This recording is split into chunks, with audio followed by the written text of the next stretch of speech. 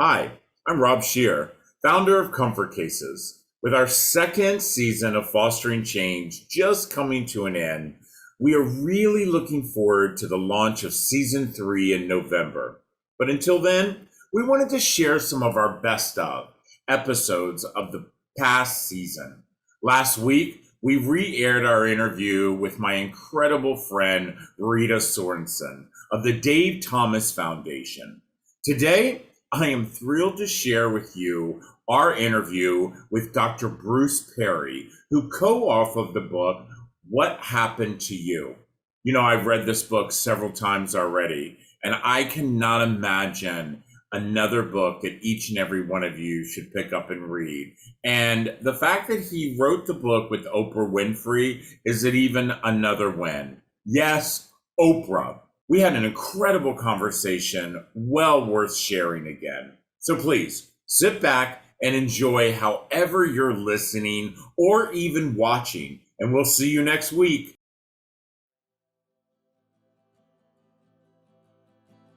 Our foster care system is shattered. And this podcast is about how we as a community can come together to bring about change in the system, and changing the lives of children in foster care. Hi, my name is Rob Shear. I'm the founder of a national charity called Comfort Cases. I'm an advocate for children in foster care. I'm a public speaker. I'm an author of A Forever Family. But most important, I'm a dad to 5 of the most amazing kids. Welcome to the Fostering Change podcast. Well, it's so exciting. It's another Tuesday, and here we are at another episode of Fostering Change. I have to tell you that this particular episode, I never thought would happen.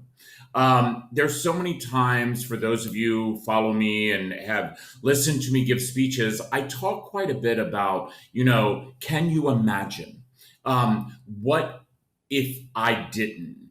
And this episode is truly what happened to you.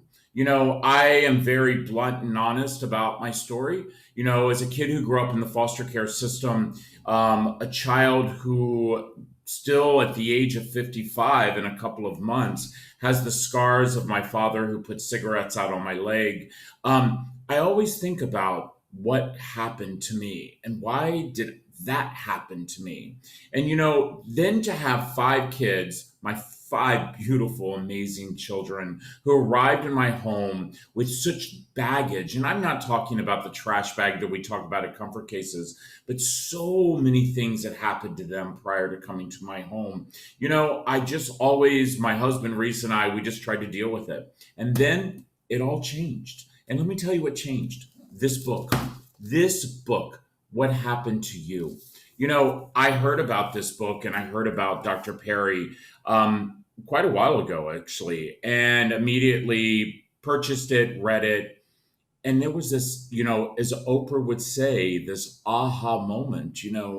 I have been very lucky. I have made amazing choices in my life, but they have been very hard. My other 9 brothers and sisters haven't had that luck. And so I am so honored today to have Dr. Bruce Perry be our guest on Fostering Change. We're going to talk about his book. And by the way, we're probably going to talk about a little bit of the relationship with him and Oprah. But what I really want to know about is, what can I do? What can I do? What can I do for the 438,000 children who are sitting in a foster care system? What can I do for my 5 kids who every single day I have to be reminded of what happened to them? So, Dr. Perry, welcome to Fostering Change. Thank you very much, Rob. It's my honor to be here. Looking forward to our conversation. When I actually read the book, and again, I have followed you for quite a while, you have totally dedicated your life to understand the fact that, and again, correct me if I'm wrong, but it's not always about the label of a child. I remember when my children arrived in foster care, and they arrived at various ages. So just to let you know, my youngest was 6 months. I had 2 2-year-olds arrive, a 4-year-old, and then an 18-year-old. And every single one of them came with some type of diagnosis, whether it was PTSD, defiant disorder, reactive attachment disorder, bipolar. The thing I got out of this and is that the labels shouldn't be the first thing we should be talking about. That's absolutely correct. And I was trained formally as a neuroscientist before I became a clinician. And one of the things that I learned, and as any neuroscientist does, is the complexity of the brain. There are literally billions and billions and billions of neurons. These neurons create really important networks by connecting with each other.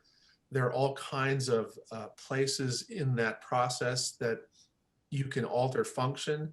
And so when I started doing my work as a clinician, I was shocked that you could have these incredibly complex human beings and all of them having a different set of genetics, a different developmental history, a different set of strengths and vulnerabilities.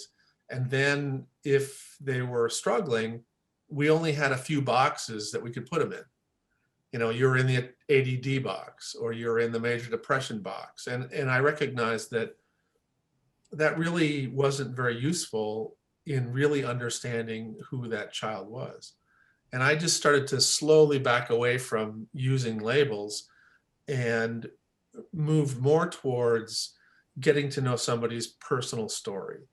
That if you knew somebody's history, all of the stuff that you were seeing in the present kind of made sense. Now, you might not like some of the stuff you saw in the present. You might not like the fact that they're really bad at relationships or that they feel compelled to not be completely open about certain things. But rather than saying, oh, you lie, you go, for some reason, something happened to this kid that he just doesn't feel comfortable or safe telling me that he broke that vase. What is it? So you develop this curiosity about behavior as opposed to coming into the interaction with the authority that, oh, he's got ADHD and he's got this, antisocial behavior, or he's got some other label. That means that he's going to lie. He's going to hoard food. He's going to be bad at relationships. He's going to have all these other things. And that, I think, sometimes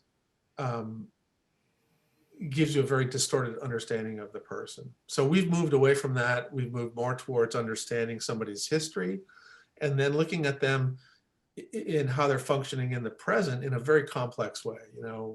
How do they think? How do they feel? How do they move? What are their strengths? What are their vulnerabilities? And then we literally think of somebody.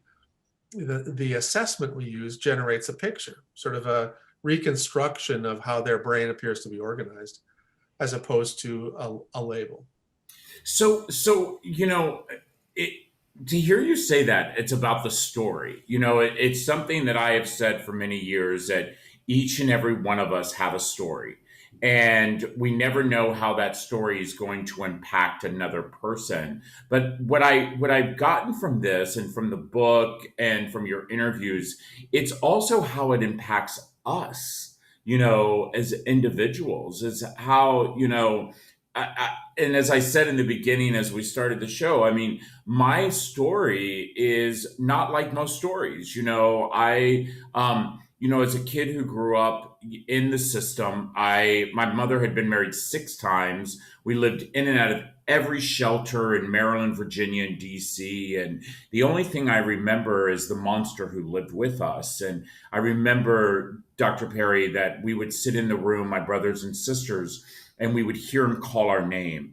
And we knew no matter how fast we ran to grab that Pabst Blue Ribbon out of that refrigerator and got back to that recliner, we were going to get that cigarette on our leg. It was embedded in us. And the reason I tell you that is because I look now at my brothers and sisters, and by the way, they are the typical what there is expected from our system. High school dropouts, teenage pregnancies, drug overdose, And then I look at my 5 children, Dr. Perry, and I think, I have a son whose mother was 12 years old when she gave birth to him. 12. He came into the system by the age of 2 with bleeding of the brain and shaken baby syndrome. And I heard you say that birth to 2 is such a unbelievable time in a child's life. Is there a way to take that time and make it different? Yeah. Yeah. Well, if you think about the brain, and most people, we don't teach that much about the brain in regular sort of public school, but there are a couple of things about the brain that are pretty easy to learn. One of them is that it's organized in a hierarchical way. So there's a bottom part, a middle part, and a top part. And the top part is the part that's involved in thinking and reflecting on the past and planning for the future. And that's the cortex. I think most people have heard of the cortex.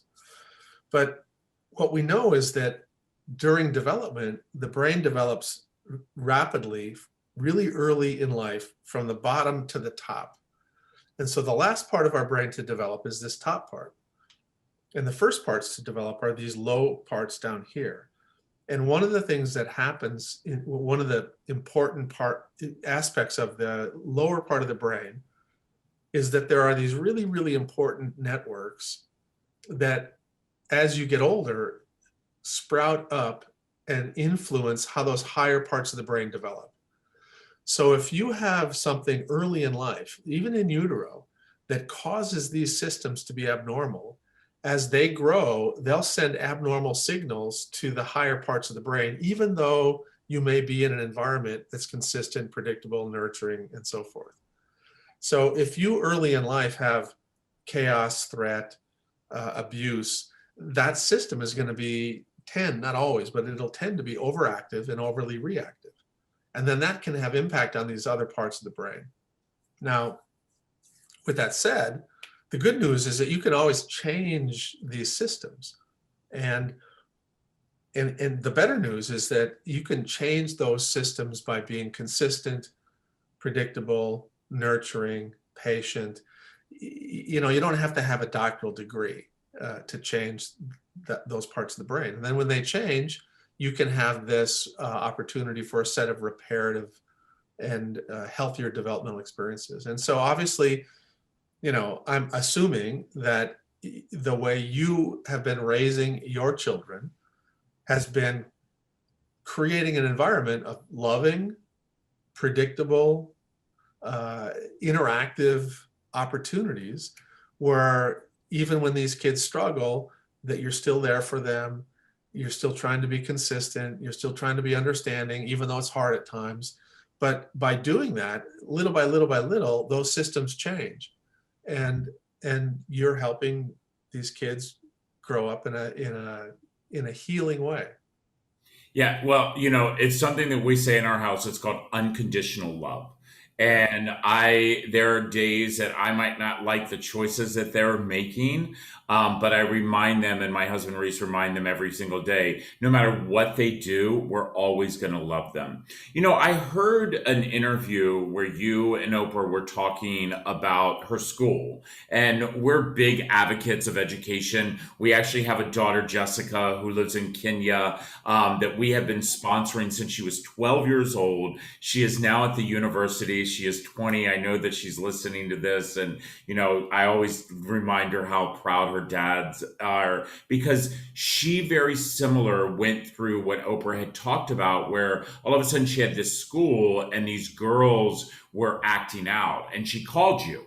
And you started talking about post-traumatic stress disorder, and which, is something that I've heard about, I know it from my children, I know it from me. But could you tell our audience truly, because I think that label is used quite a bit, but I think that people need to understand it. So when Oprah calls you and she's talking about these girls who are acting out and running out of class and things, and immediately you say they have PTSD. How did you know that? And truly, what do you feel that definition is? And again, I don't want to hear the clinical part of what all your colleagues. I mean, you're somebody who truly talks about this where people didn't talk about it many years ago. Right, right. Well, now Oprah remembers it that I said that PTSD, but I probably didn't say that. Just saying, what I probably said, because I tend not, again, as we said, as I talked about earlier, I don't tend to give labels, but I tend to talk about phenomenon. So I'm pretty sure I said that those sound like post-traumatic symptoms, not necessarily that you have PTSD. And so what post-traumatic symptoms are changes in the way you think, feel, behave that are predictable consequences of experiencing trauma, and trauma being a pattern of stress activation that's either prolonged or extreme or completely unpredictable. And sometimes it's all three of those things. And when that happens, your body will make these adaptations such that you're going to have a hypervigilance. You're going to be scanning the environment for potential threat. You tend to have parts of the rest of your body tuned up. Your heart rate may be a little bit higher. If you were in an environment as a young child that was unpredictable or threatening, your brain will have used what we call dissociation, which is basically protecting you from the injuries that were inevitable and painful, unavoidable things. Your body helps protect you by having you shut down. You retreat into your inner world, your heart rate goes down, and so forth. And a lot of the symptoms that I was seeing or hearing from Oprah that these girls used were symptoms that indicated a sensitized or overly reactive set of stress responses. And so these girls were having unusual degrees of headaches or abdominal cramps, and they couldn't find anything out, any GI problems. Or they were having episodes where they looked like they were having seizures, and they would just tune out, but they weren't having seizures. And that's very, very common in individuals who've had these traumatic histories. And so what she was seeing with these girls in the school were manifestations of a previous history of exposure to trauma. Wow. Wow. I think that each one of us experience trauma in some way or another. It's all how we look at it. And the reason I say that is that I even believe with like my husband is a great example. My husband his parents have been married 54 years. He grew up in the Midwest. He's college educated. But I also think that there was trauma within his life. And maybe the trauma was, being a gay male and all of a sudden being pushed the religion on him. And that's something I see, I've heard you address it, and also in the book of what happened to you, is that trauma doesn't always have to mean rape or abuse or, the neglect. Is that correct? That's absolutely correct. And I think that your example of being a young gay child growing up in a heterodominant world is going to provide a whole set of stressors where there's unpredictability, where there are times when you're given nonverbal and sometimes overt signals that you don't belong, that you are in an out group.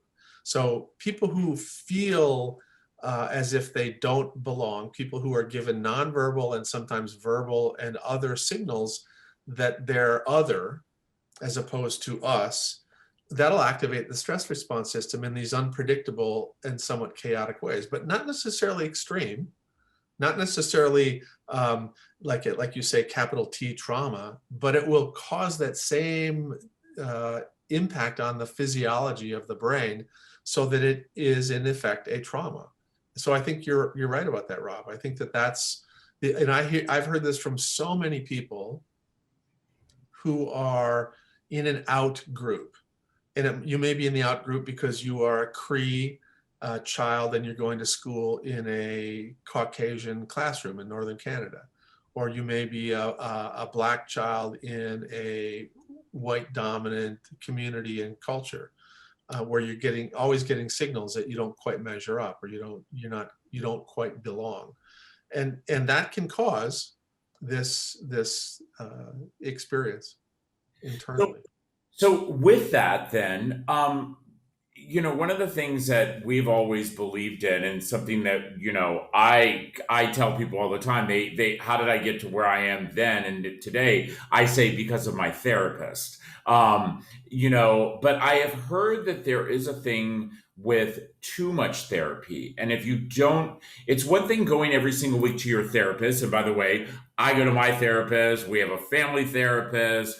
But there's another thing when you're going to a therapist, but then you don't have that healing part with inside your community. Right. That's something that is common that we're seeing more and more of. Rob. I've written a couple things, and the second book I wrote talked a lot about that. Actually, in all the books I've written, we've talked about this. But one of the things about the way the brain is organized and the way human beings are basically designed is that we're relational creatures. We are intended to live and work and play in groups. And so huge parts of our brain are dedicated and focused to sort of communicating with other people. And now at the same time, that neurobiology is so tightly yoked to the neurobiology of reward and pleasure and the neurobiology of regulation. And so when you're with people and you're getting signals that you belong and you're one of us, you feel pleasure and you feel safe. And so what that means is physiologically, you're able to be as healthy as you can genetically, and you're getting positive forms of reward. But the modern world, we've sort of invented ourselves away from relationally enriched environments. We have, lots of people live by themselves, and they go to work where they're in front of a screen all day. And after work, they go home and they communicate using, screens. And so relative to the natural environment for human beings, the modern environment has got 1/10, 1/20th of the number of relational opportunities. And so that means that people are much more likely to seek out and use rewards that are less healthy. They're more likely to get reward from eating sweet, salty, fatty foods, or get a reward from, using a substance of abuse, that gives them a little bit of pleasure. And so the further we get from a healthy relational environment, the more vulnerable we are to stress-related stressors, all kinds of stressors. And, we get pulled to use unhealthy forms of reward.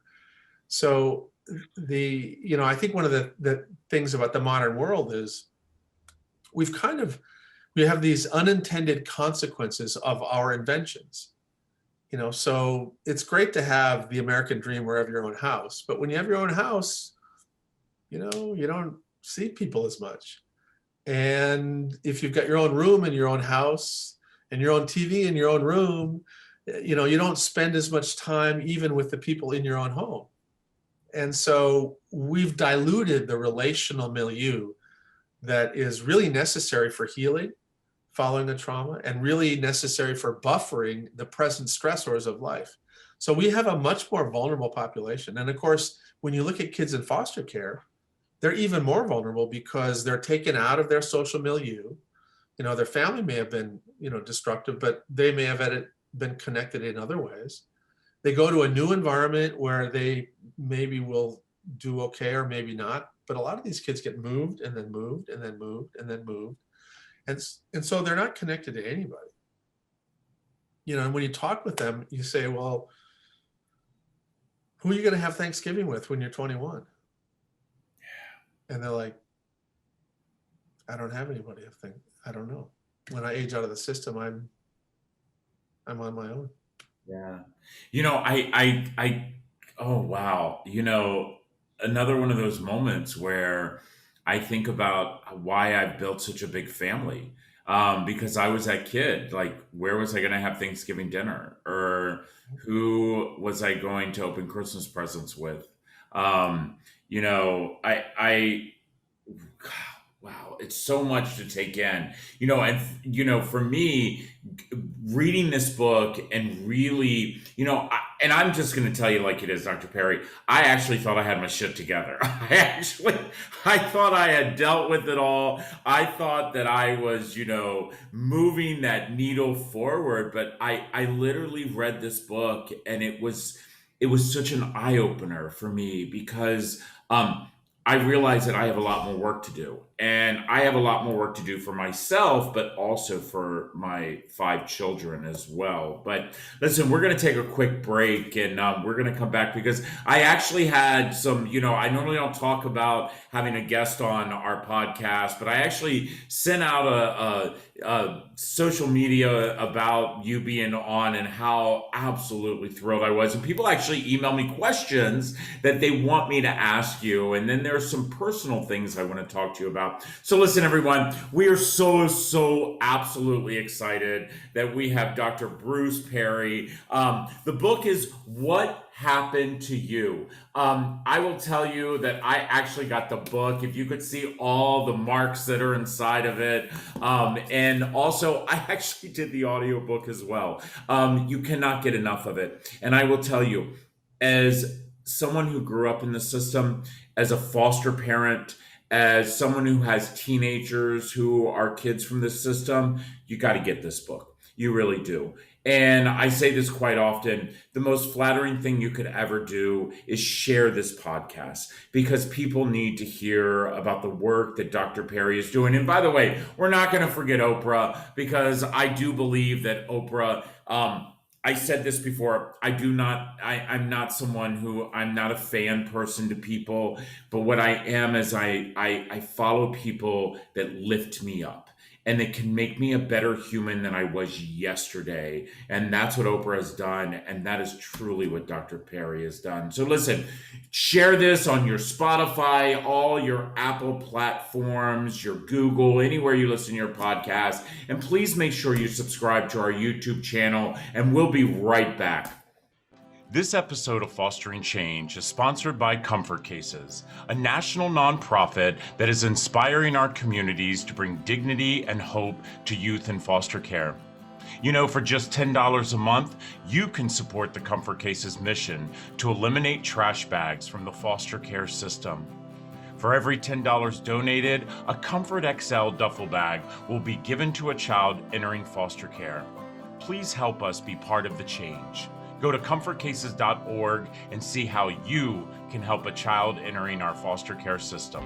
Well, we are so excited to be back here with Dr. Bruce Perry. Listen, I have said this before. Go read all the articles you can. You can listen to all the podcasts, but nothing changes the fact of picking up the book and reading What Happened to You. I always, Dr. Perry, used to not think about what happened to you. I always was that guy who said, why am I acting this way?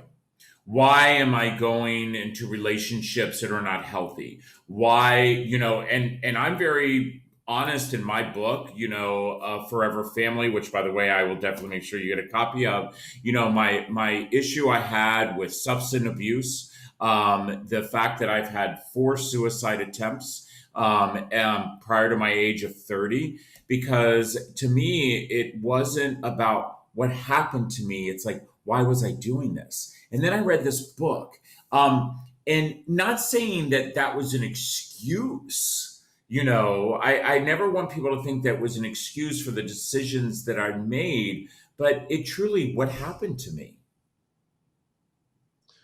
Yeah. I think that's such an important distinction because a lot of people they think that when you try to explain why something happened, that you're trying to excuse it. But you really, I think it's important to remember that if you don't understand why something happens or the mechanism underneath something or the motivation underneath the behavior, you make a lot of misinterpretations about the behavior. For example, it's really common for a child who struggles in school to end up making the teacher feel like it's a personal thing, that this kid is just yanking my chain. He knows better because I sat down with him and he knew the rules, and then 10 minutes later he broke the rule. The only explanation in my head is that he's trying to yank my chain. But in reality, if you understand how the brain works, when he's calm and you're talking with him, he has access to all the rules of the class up here. But as soon as he gets threatened and his cortex gets shut down, he doesn't have access to the rules of the classroom, and he'll do what in that moment seems appropriate, which is do some sort of fight or flight behavior. And so when we educate teachers, we say, listen, we're not trying to excuse his behavior, but we just want to explain it. Because we think if you understand it, you'll have more empathy towards him. You'll recognize that he's got this overactive stress response that shuts down his cortex because when he was little, he was tossed around like an object, and he was never loved the way you were loved, and he wasn't cared for, and his development was different from your development. And so he isn't going to react in the same way you do. So, you can help him if you don't basically replicate the way the world has misinterpreted, misunderstood him, and rejected him. So if you kick him out of class, or if you get angry at him, or if you suspend him, or if you punish him with the idea that you're somehow going to help him learn a lesson, you're making a mistake. And in fact, you're just going to be just like everybody else. And his little brain is going to go, yep, I was right. Everybody hates me. I'm unlovable. Wow. Which happens, I'm sure, you've probably seen that happen with some of your kids. I mean, if you don't understand them, you always interpret the moment through your own personal lens. So if what happened to you is that you never had trauma, you never had bad things happen necessarily, and every time you broke the rules, you knew what you were doing, you assume that this kid, when he breaks the rules, knows what he's doing. Yeah. And that's just not true. When he breaks the rules, it's like acting, he's functioning like a lizard,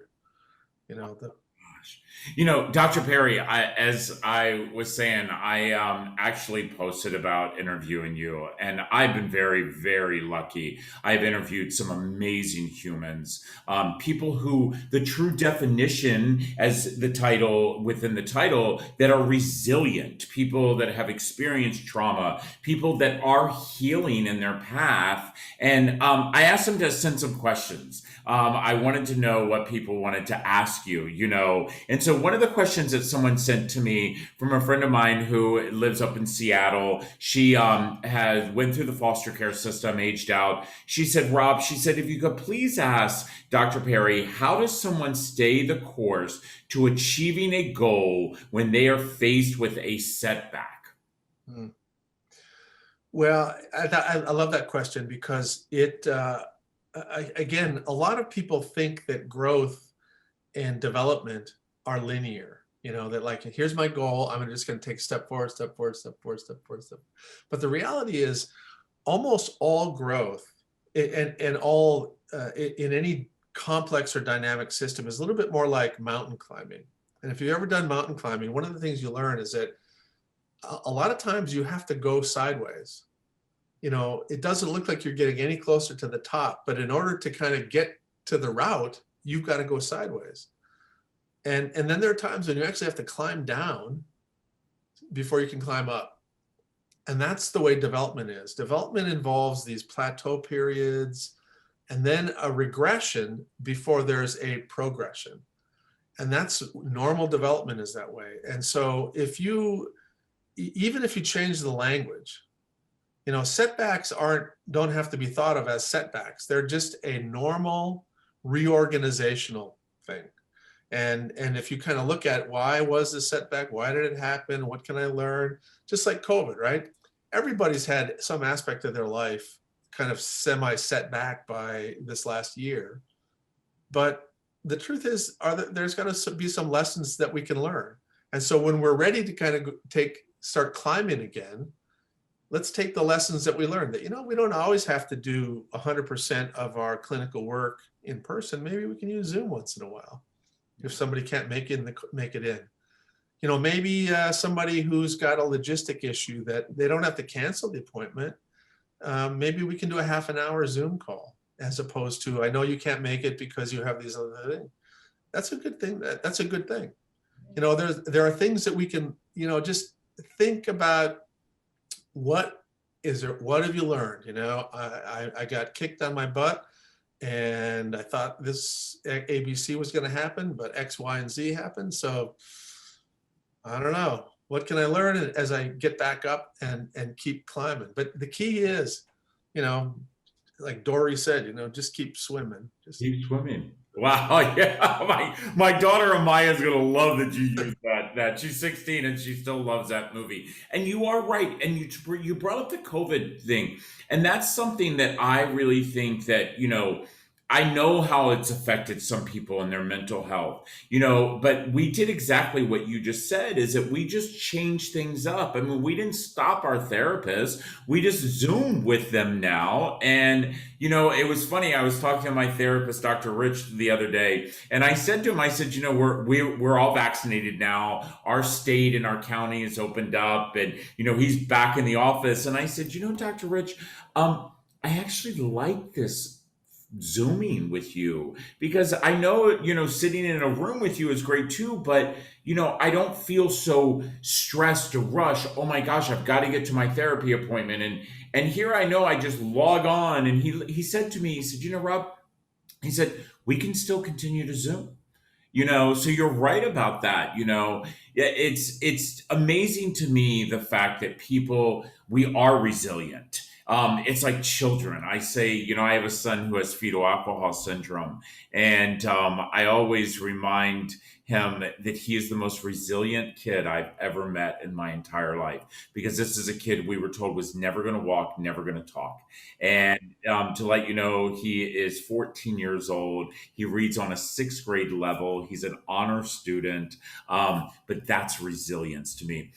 Dr. Perry, I have another question that someone asked me, and they said, this is someone who says, when we're raising a child with trauma in a family with other children, what are some good strategies or tools to ensure the child who is exhibiting the trauma, inspired behavior, aggressiveness, violence, does not create a home environment or even more trauma, especially for the other children in the home?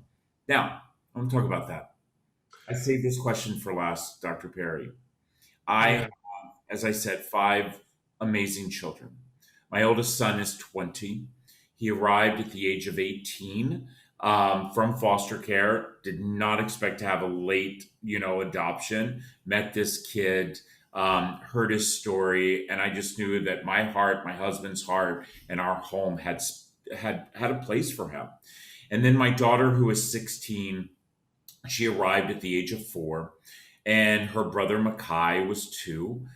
They were found in an abandoned crack house, and he has tibia trauma, failure to thrive, all of that. And then my other 2 babies arrived. My son, who was 2 years old, with his little brother, who was 6 months. Their mother was 12 when she had the first one, 13 when she had the second. Came in the system with bleeding of the brain, shaken baby syndrome, 3 broken ribs. At the age of 11, after spending over 10 years with us, as you said, with consistency, love, just everything you can imagine that I was hoping we were doing right as parents, my son has gone to a totally different side. And the trauma within the house from his behavior has really upset the apple cart, I would say. And as this amazing human sent me a message, I thought, oh my gosh, this is the key way to ask Dr. Perry. What do I do? What do we do? What does she do when you have other children in the home who, by the way, they have experienced trauma, and I'm not saying that. but their actions are not at a state where one of the children are. Are there tools that we should look at or strategies? Well, first of all, as you well know, Rob, because I'm sure you've talked to hundreds, if not thousands, of foster parents and adoptive parents, this is not an unusual challenge where you will have one child who, for whatever reason, is struggling mightily. And part of the way they manifest their struggle is that they stir things up in a family. They lash out at siblings. They even hurt siblings sometimes. They cause just overwhelming chaos in the home. And it's really hard. It's very, very hard. And so there's a couple things that we think are really important. One of the things that we find in general is that children where there's a mismatch between the world's expectations of what they'll do and their biological abilities, the bigger that mismatch is, the more there are misunderstandings and conflicts and disruptions. And so we recommend that kids that are struggling like that get some form of assessment to figure out, they may be a 10, but they might have the social skills of a 4-year-old. They might have the cognitive skills of a 7-year-old. They might have the motor skills of a 10-year-old. So they have splinter development. And I would expect that probably to be the situation with some of your kids, that, they're chronologically at one age, but they're developmentally at a different age. And so the more you misjudge that, the more often there are going to be these misunderstandings that lead to explosions and conflict in the house. So that's one thing. The second thing is that there are a number of kind of problem-solving approaches that can be really, really helpful with kids that are struggling like this. And the one that I sort of default to when I think about this is like collaborative problem solving. Colleague of mine, Stuart Ablon, is a co-developer of collaborative problem solving. And it's a wonderful sort of guided way that any adult and child can learn how to begin to diffuse some of these problem behaviors in ways that are respectful and relational, and ultimately can help restore a little bit of calm in the home. But the key thing is this is a lot of work, as you well know. The amount of energy, the amount of problem solving. You'll find times, I'm sure that your partners will have different ideas about how to solve an issue, and that leads to a whole different set of issues, and pretty soon it can cause complete chaos in a family.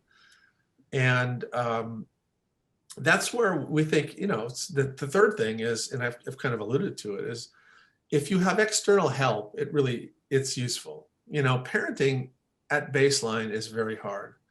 Parenting a difficult child is exponentially harder. And then parenting a difficult child with other children is exponentially harder than that.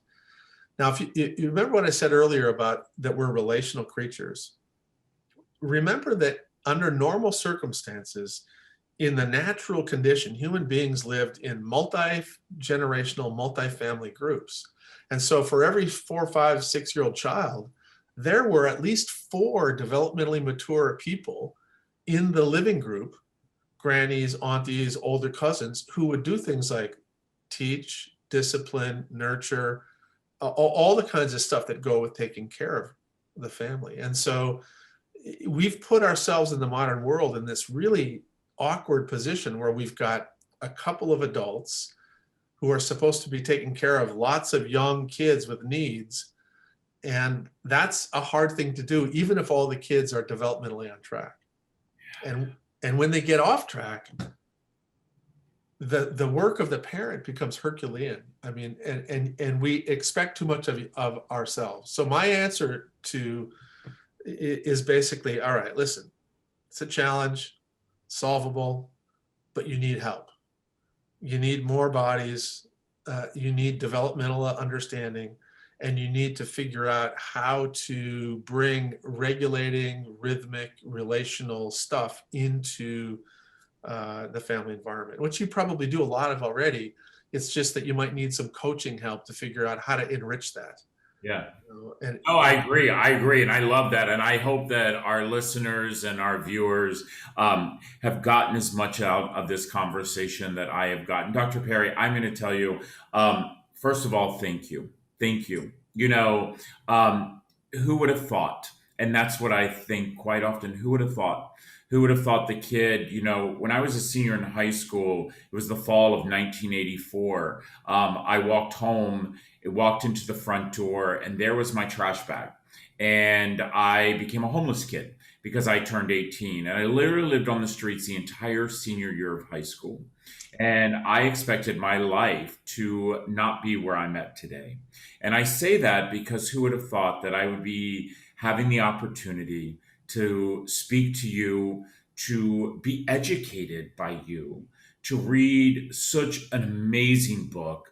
What happened to you? I actually was on the phone today with they were two social workers and someone who runs a juvenile detention facility. And I said, I'm sending you this book because you got to read this book, because I really think that if you read this book, you'll understand the mindset of so many kids who are within our system. And again, I remind people all the time, kids are in foster care because of choices other people made. But I've got one last question for you. And I didn't bring this up the entire time, but I want to know, because I know that my listeners and our viewers want to know, how was it working with Oprah? Oprah's awesome. I've known her for 30 years, and she's one of the smartest people I know. She's has a big heart. She's very funny. And she works probably harder than anybody I know. It's crazy how much work she does. But it was fun. I mean, I've always had fun working with Oprah, and we have similar sort of values and views about trying to make the world better. So it was a fun project. And I have to say, though, I'm so happy that it's winding down, that I'm not used to the media stuff. The media attention is crazy. And I'm glad that's almost over, because it's not a world that I am comfortable in. So, well, I read that about you. I read that you're really not this out. First of all, I know that you love to hike. I know that you love bread and cheese, soft cheese. By the way, yeah, I did my research. But I was really surprised to hear that you are not that person who and how, I think I read it in a New York Times article. You're shy. Yeah, I am. I'm actually.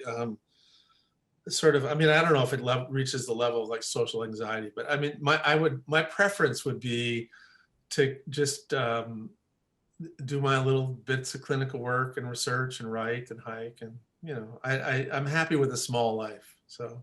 Wow. Well, let me tell you something. I cannot thank you enough. I can't thank you for writing this book, with Oprah. I can't thank you enough I think that, and by the way, I've said this, to read a book that has graphs in it, not my thing, but I did it. I loved it. I can't wait. I'm getting ready to jump on a plane, and I'm going to listen to it on the audio, which, by the way, I've already read this book.